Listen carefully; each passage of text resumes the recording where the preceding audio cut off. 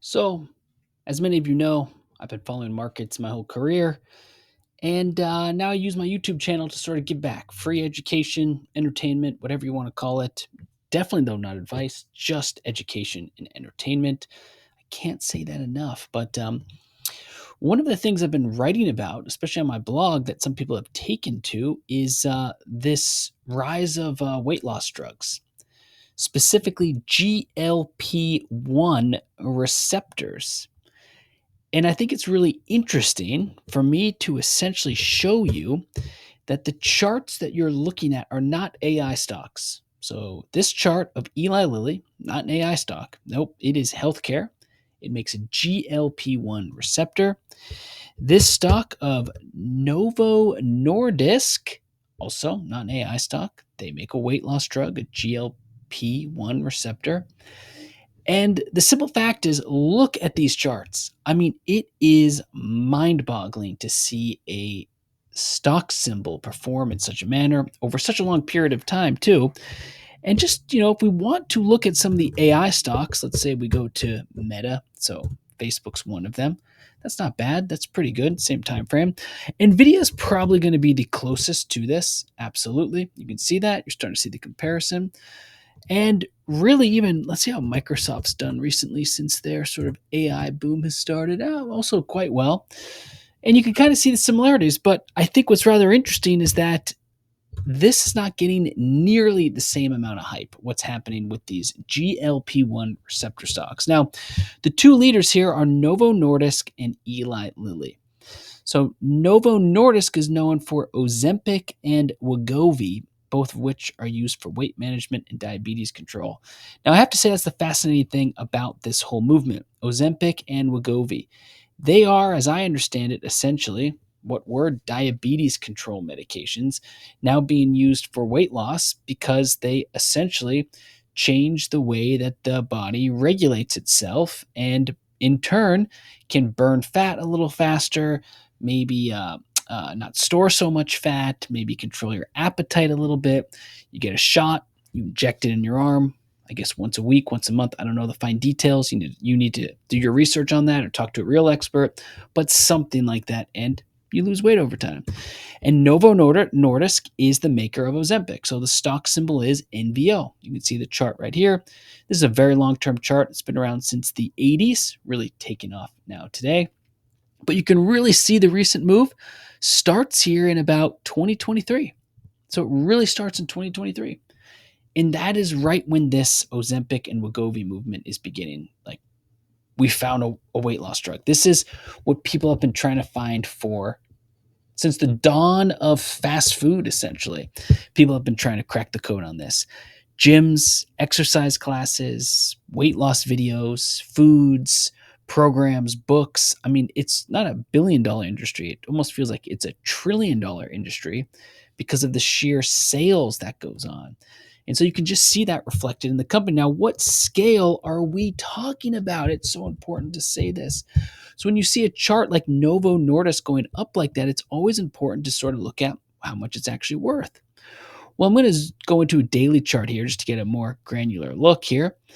And we're talking about a $600 billion company. So what I've just done on the chart below is I've added a market cap chart. So now you're seeing the market cap of Novo Nordisk. For any new traders or investors watching this video, this is essentially a way of saying, if I were to theoretically buy all the shares and become the owner of this company, how much money would I need to do that?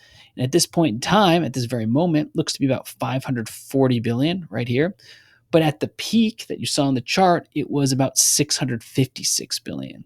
So when you see a symbol going up like that, we're talking 650 billion, an enormous company. It's fascinating to think about how big of a movement this just might be. So Novo Nordisk is the biggest, and I'm making this video just as a primer. Like I said, my blog has been getting some hits on this particular topic. So Novo Nordisk is sort of you could say the leader right now in this specific space, but mostly because it is the owner of Ozempic. And Ozempic just has the best, I wouldn't call it a brand because I don't know if it's even trustworthy, if it works. I'm going to get to that. But it's the most well known. And so that technically can give it an edge. However, the next leader in this GLP-1 receptor race is Eli Lilly. And actually, Eli Lilly is even performing better than Novo Nordisk. So look at this chart of Eli Lilly. Pretty remarkable. Why don't we also look at its market cap so that we get a feel for what we're talking about? Is this a couple hundred million, maybe a few billion? Incorrect. This is hundreds of billions that we're talking about. As I wrote, Eli Lilly has potential to be the first ever $1 trillion healthcare company. So Apple's worth $3 trillion. Meta is worth, I probably got to $1 trillion by now. I should double check. Nvidia's worth $3 trillion. Google's in the trillions. There's never been a healthcare company worth $1 trillion. There has been an energy company, Saudi Aramco, which is the largest oil producer in the world out of Saudi Arabia, has $1 trillion+ market cap.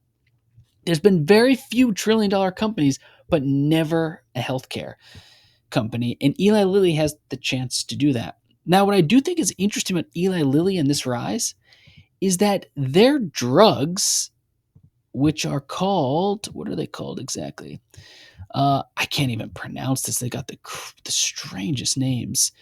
Their weight loss drugs, Mounjaro and tirzepatide, which, by the way, I would never take something called Mounjaro tirzepatide. That's just my opinion. I'm just going to take a needle and just shoot Mounjaro into me, tirzepatide. I mean, you got to tell me what's in it, what's going on with that. Tell me, I need to learn a little bit more. But regardless, I think it's interesting that for having a weight loss drug that's not as well known, it's actually outperforming Novo Nordisk. And if we want to look at that on an actual comparative basis, well, lucky for you, I can add that just like this. I can go ahead. Let's do a yearly chart. Lilly's outperforming it on a year. Let's do a 5-year chart. Eli Lilly's outperforming it on 5 years. Let's do all. Not outperforming at all, but remember, we're looking in the time frame of these specific weight loss drugs, and Eli Lilly is just on almost every time frame. That's the white line. It's always above the purple line. Look at the starting point changing. It's just above the purple line every single time. So this Mounjaro, don't know much about it, but it seems to be, I don't know, maybe the business of Eli Lilly is a little bit better, but that's kind of the point of this video, just to get some information out there about what I'm seeing, what I'm looking at, and maybe you can go do the fine details, do the fine research into why Eli Lilly, with a lesser known name, is outperforming at such a high level. Now, I want to go a little bit deeper because it's more than Eli Lilly and it's more than Novo Nordisk, because there is Amgen. So Amgen, from what I understand, is trying to get into the race, AMGN. You maybe have heard of them before.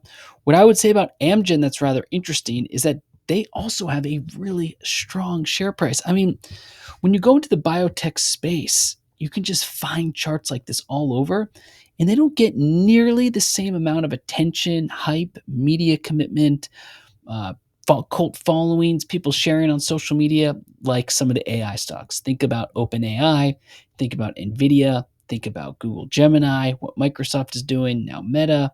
I mean, it's the talk of the town. Meanwhile, you've got these biotech stocks trying to cure weight loss now, and they're going bonkers. It's super interesting to just at least be aware of. Now, I've missed a lot of these moves, so I can't say that I have any trade going on. I can't say I'm set to do well on any of this, but it's caught my attention. I'd like to start following it to better understand exactly what's going on. So as I understand it, Amgen, I had some text here that I had written down about Amgen. Did I lose it? Looks like I somehow lost it. So let me go ahead and move to Pfizer. So Pfizer is also in the race. Pfizer is working on an oral GLP-1 receptor. It's not yet approved. I don't know what the studies say. Don't even know if it actually works. But an oral is rather interesting. You think about Eli Lilly and Novo Nordisk primarily operating off of the jab. So they're jabbing you. Not, everyone has their own opinion on that.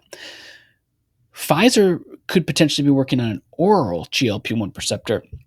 Well, that's pretty interesting. I would also add that Pfizer's performance comparatively has been really underwhelming. So the market as some might say, is speaking. It's just not as, the uptrend's just not quite there. Now, this is a long-term chart from the 60s, so it looks a little bit better. But let's go ahead and let's do 5 years, because 5 years is sort of the weight loss boom process. And Pfizer is down over the last 5 years. In fact, I'm going to change this price scale to a percent scale. And what you're going to see here is Pfizer's down 15% over the last 5 years. Pfizer is down 10% over the last year. Pfizer is barely break even since the start of this year. Let's just zoom out to a random point. So since 2021, Pfizer's down 17%. So something's going on with Pfizer. It might be deeper. It might be a business model issue. It maybe isn't all weight loss drugs, but clearly something's not going all that well there. Maybe they've lost their competitive advantage. Maybe Eli Lilly is eating and innovating faster than Pfizer. So the point of this video, once again, was to just introduce a lot of my viewers on my channel or people interested in it in this GLP-1 boom from a stock market perspective. Now, the thing that does suck is a lot of these moves have happened already, but it's worth looking at. Novo Nordisk is actually kind of, if you believe in technical analysis, has got this kind of epic head and shoulders pattern forming. So if this neckline breaks, you could be talking a return to some significant levels.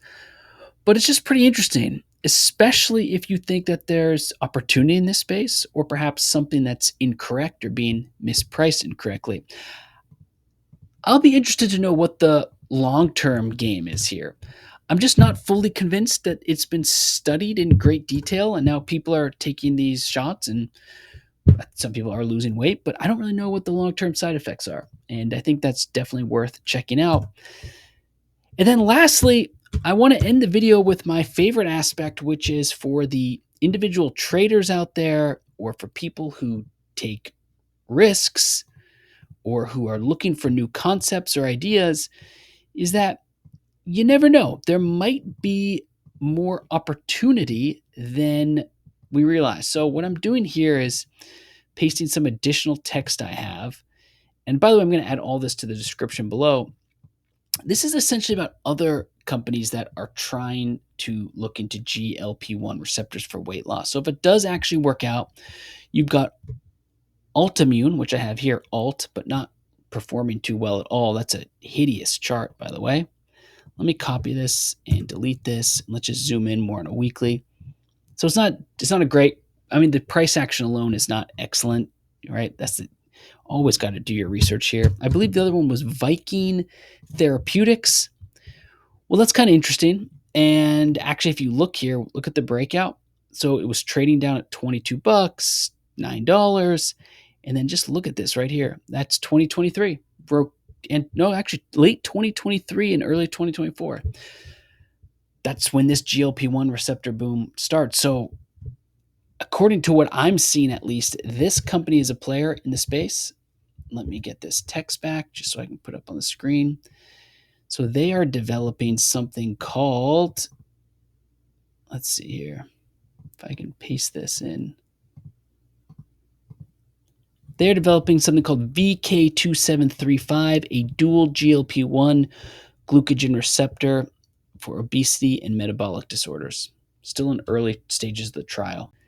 Structure Therapeutics, kind of interesting. Let's see what I've got written down about Structure Therapeutics, just so that I'd like to leave it on the screen so anyone watching can get an idea of maybe what's going on.